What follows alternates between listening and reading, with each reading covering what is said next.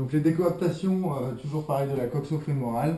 Cette fois-ci, on va décoapter dans l'axe du col fémoral, donc vers l'extérieur.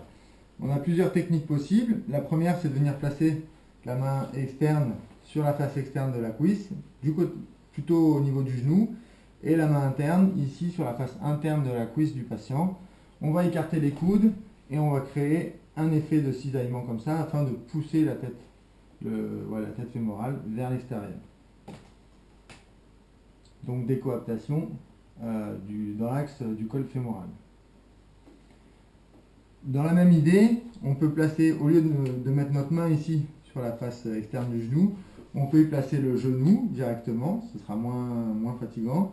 Pour éviter que ce soit douloureux pour le patient, on peut intercaler un tissu, un petit coussin ou quelque chose comme ça entre notre genou et le sien, de façon à augmenter la surface de contact et diminuer l'appui. Ici, on va pouvoir utiliser du coup ces deux mains sur la face interne de la cuisse et tracter dans l'axe du col fémoral. Voilà. Autre possibilité, amener la cuisse du patient à 90 degrés de flexion.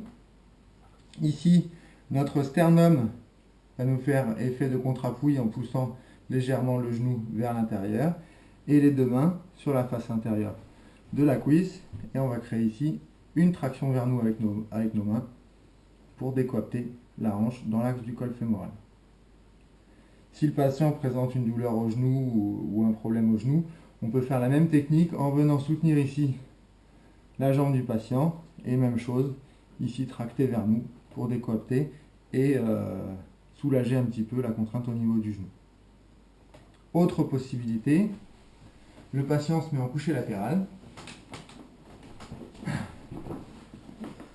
Voilà, relativement au bord de table.